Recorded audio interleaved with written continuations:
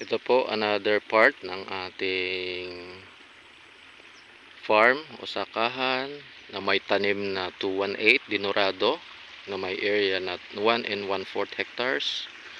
Ayan po, evident po na treated po to ng amo, pero ang evident po, ayan po, may tama ng stem borer pa rin ho. May mga tama ng stem borer. 3 beses ko po to na sprayan ng stem borer ng amo nung 15 days, nung 30 days at saka nung 45 days. Ito tama ng stem borer. So yan, hindi na ho nakalabas. May mga tama siya.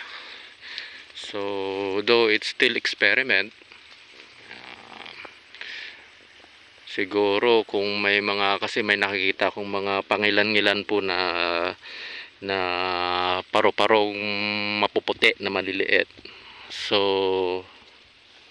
dapat pinabanatan ko pa rin ng amo or ng pang-insekto.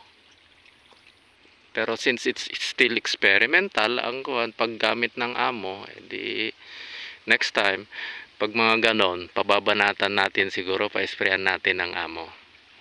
Hindi naman pwedeng i-justify kaagad natin na sinunod natin yung every 15 days na treatment, sisisihin na natin na hindi effective.